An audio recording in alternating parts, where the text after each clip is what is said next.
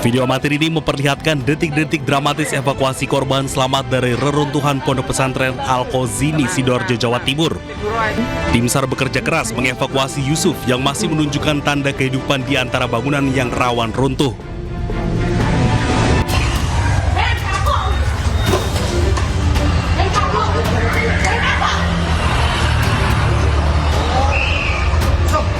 Satu hari pasca insiden dramatis penyiraman bensin terhadap anggota polisi di Mapolres Sragen, pihak kepolisian akhirnya memberikan keterangan resmi.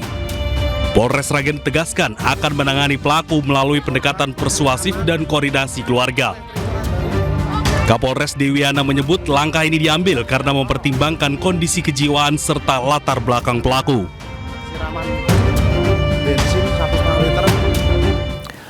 Global Sumut Flotilla yang berlayar untuk menembus blokade Israel atas Gaza sudah mulai mendekati Gaza. Para aktivis pun melaksanakan latihan keselamatan untuk menghadapi potensi ancaman di laut.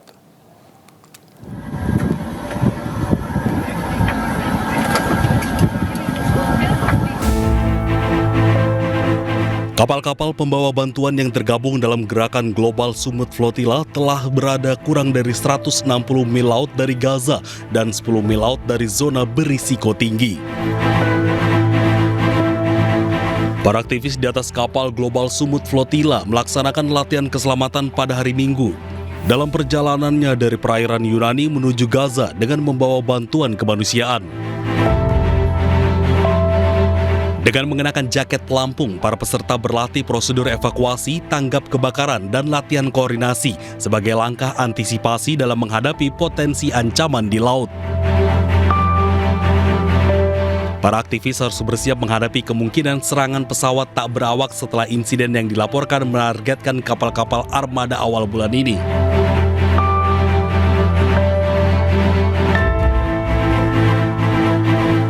Infelizmente temos que treinar para ataques de drones, já vimos nesta missão vários ataques de drones a vários navios, isso significa estar alerta, estar de vigia, ter turnos de vigia e garantir a segurança das nossas vidas, mas também, por exemplo, da ajuda humanitária que levamos connosco e que pode ficar em risco no caso de um ataque, de um incêndio, de uma explosão.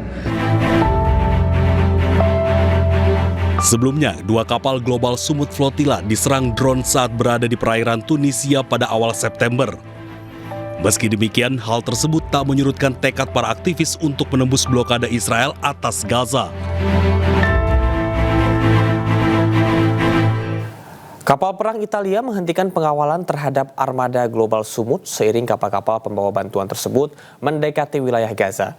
Hal ini membuat para aktivis di rombongan kapal bantuan tersebut rentan terhadap serangan pasukan Israel. Kementerian Pertahanan Italia menyampaikan setelah konvoi semakin mendekati Gaza, yakni mencapai jarak 150 mil laut atau 278 km dari garis pantai Gaza. Kapal-kapal perang Italia yang mengawalnya akan berhenti. Italia sebelumnya telah mendesak para anggota rombongan Global Sumut Flotilla untuk menerima proposal kompromi dengan menghentikan bantuan di pelabuhan di Siprus dan menghindari konfrontasi dengan pasukan Israel. Namun perwakilan armada telah berulang kali menolak tawaran tersebut. Sebelumnya Italia dan Spanyol mengerahkan kapal-kapal angkatan laut mereka pekan lalu usai armada Global Sumut dihantam oleh drone di perairan internasional.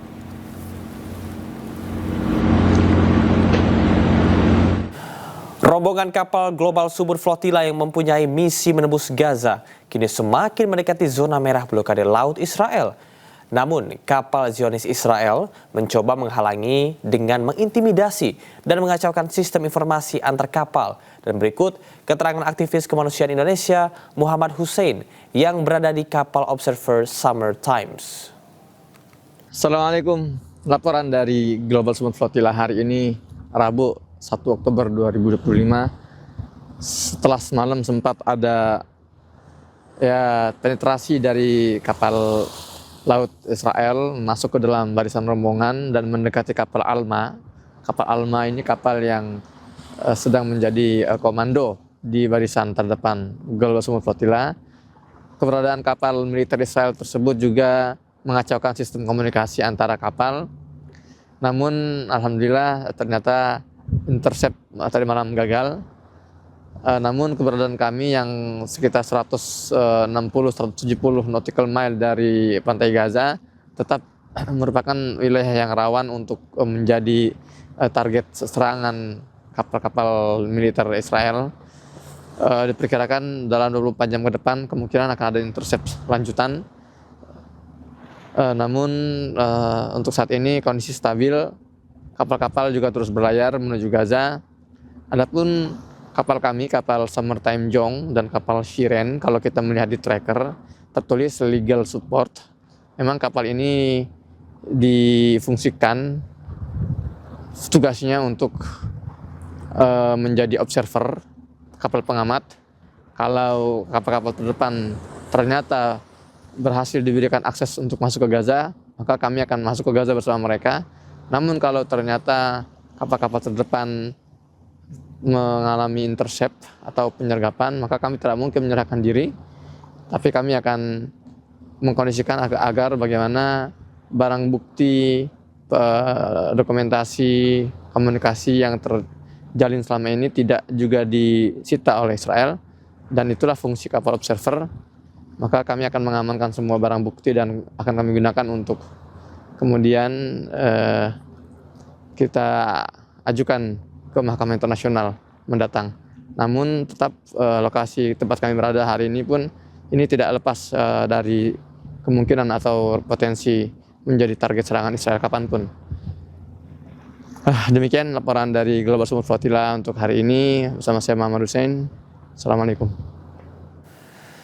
Serangan terbaru Israel di Gaza sedikitnya menewaskan 41 orang di seluruh wilayah Gaza. Korban tewas termasuk 17 orang yang ditembak mati oleh tentara Zionis di dekat pusat distribusi bantuan.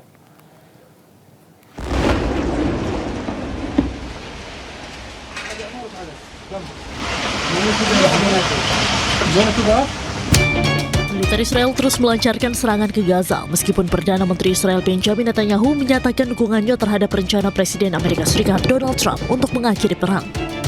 Sedikitnya ada 41 orang yang dilaporkan tewas di seluruh wilayah Gaza dalam serangan brutal Israel.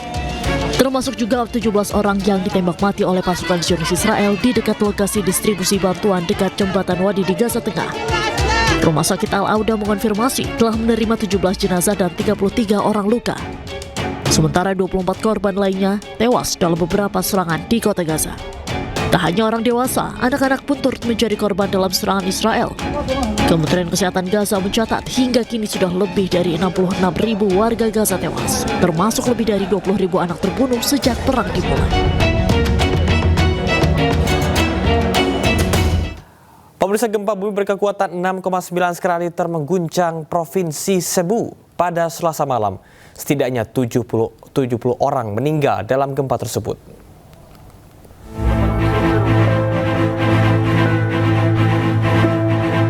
Gempa bumi berkekuatan 6,9 skala Richter yang mengguncang Filipina Tengah pada Selasa malam mengakibatkan 70 orang tewas, 147 orang terluka dan 22 bangunan rusak.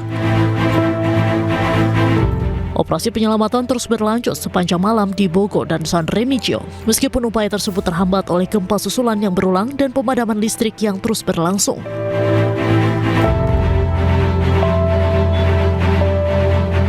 Rekaman dari San Remigio di Pulau Cebu menunjukkan bangunan-bangunan yang runtuh, jalan-jalan yang rusak, dan tumpukan puing saat penduduk berjalan melewati reruntuhan.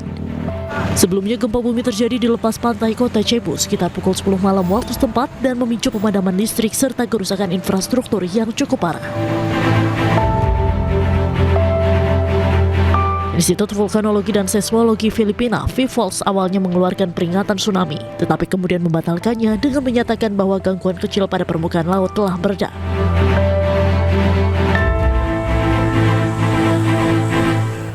Untuk pertama kalinya dalam 7 tahun, pemerintahan Amerika Serikat akan resmi ditutup atau shutdown tepat pada Rabu tengah malam. Pemerintahan federal yang dipimpin Presiden Donald Trump akan berhenti beroperasi usai Kongres gagal meloloskan RUU pendanaan sementara. Proposal yang dipimpin Partai Republik yang membutuhkan 60% suara untuk maju gagal 2 kali dengan 55 suara mendukung dan 45 suara menentang. Tanpa kesepakatan yang tercapai, Operasi pemerintah mulai ditutup pada Rabu tengah malam. Penutupan ini menghentikan banyak fungsi federal dan diperkirakan akan merumahkan ratusan ribu pekerja.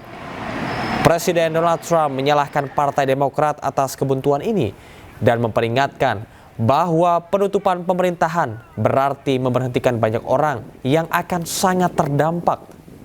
Sebelumnya, Partai Demokrat menuduh Partai Republik menghalangi kompromi atas perawatan kesehatan dan pengeluaran sosial. Sementara Partai Republik membantah bahwa rencana Partai Demokrat akan memperburuk defisit federal.